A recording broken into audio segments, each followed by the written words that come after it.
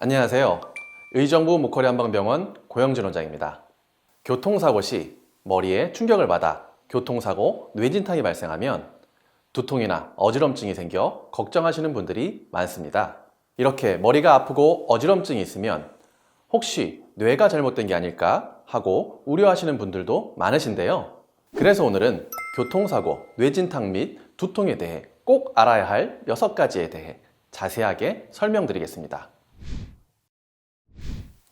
첫째, 교통사고, 뇌진탕은 교통사고로 인해 머리에 충격이 가해져서 일시적으로 뇌신경세포들이 기능 이상을 일으키는 상태입니다.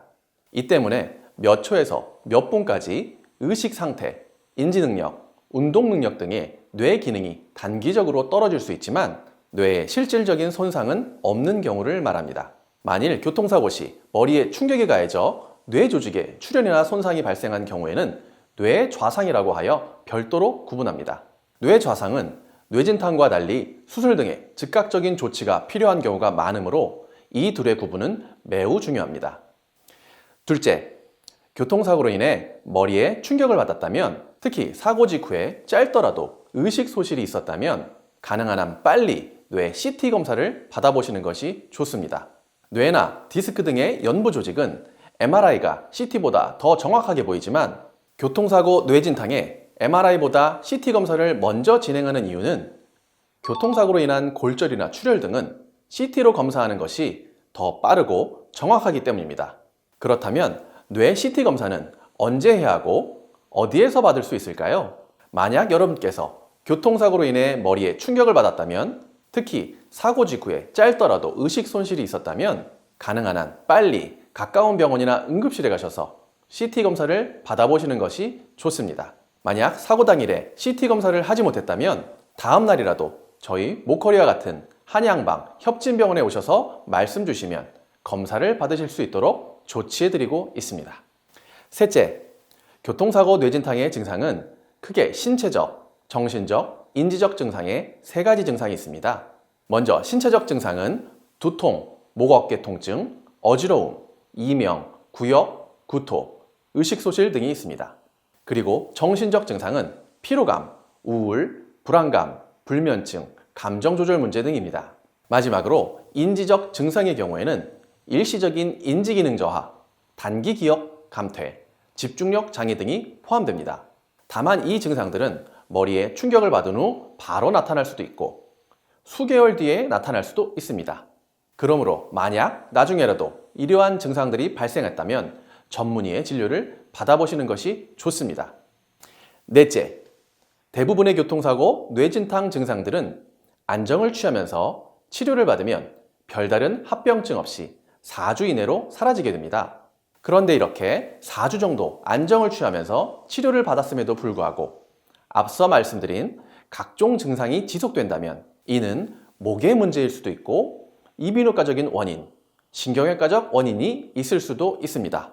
따라서 이렇게 증상이 지속될 때는 MRI 등의 추가적인 정밀검사와 진료를 통해 다른 원인이 있는지 찾아보고 그에 맞춰 치료할 필요가 있습니다.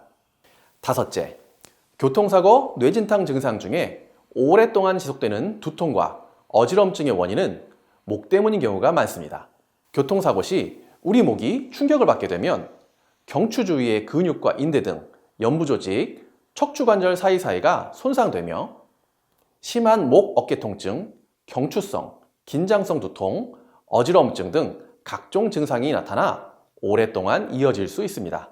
따라서 교통사고 후 오랫동안 지속되는 두통과 어지럼증이 있을 때는 목의 문제를 의심해 봐야 합니다.